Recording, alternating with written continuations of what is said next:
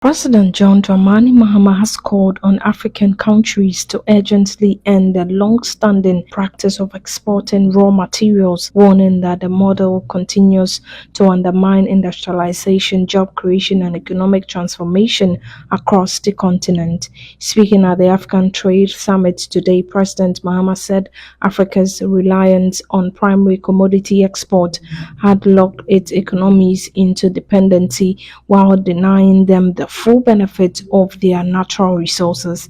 He noted that the export of unprocessed commodities had resulted in massive losses in jobs, revenue, and technology transfer for African economies.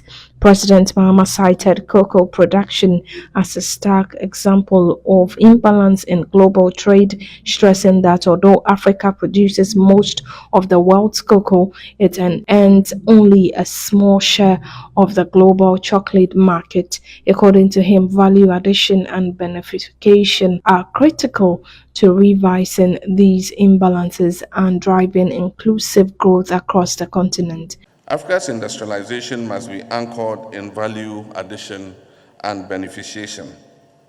For decades, Africa has exported cocoa, oil, cotton, timber, and minerals in their raw form, only to re-import finished goods made from some of these same products at many times their original value.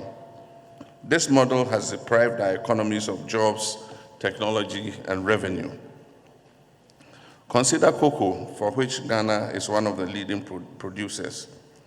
Africa produces most of the world's cocoa, yet captures only a small fraction of the value of the global chocolate market. Similar imbalances exist in oil refining, textiles, and mineral processing.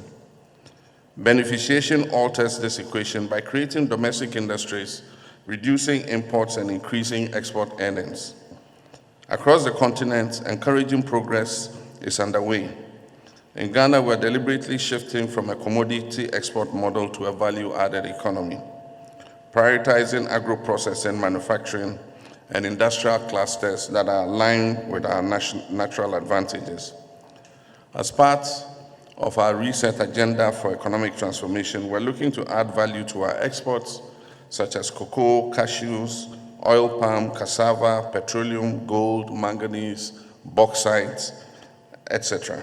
President John Dramani Mahama stated that the establishment of Ghana Gold Board has significantly strengthened the country's control over gold exports, particularly from the small-scale mining sector, leading to improved foreign exchange inflows and transparency.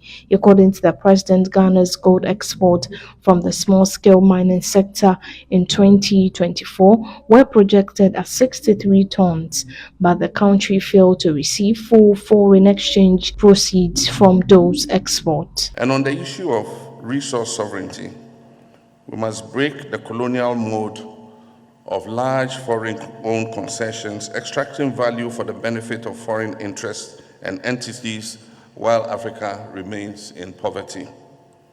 And as Sam Jonah said, we must be boldly selfish and claim a fairer share of our natural resource endowment. In Ghana, I'll give you a simple example.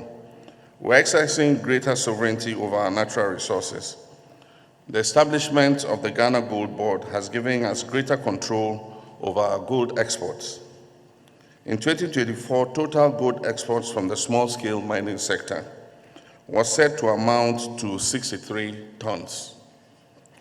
Of this volume, the foreign exchange repatriation accounted for only about 40 tons of the exported gold. 23 tons of forex did not come back. Since the establishment of the Gold Board in April 2025, exports from the small-scale mining sector to date have increased to 104 tons, with 100% of the foreign exchange repatriated through our central bank.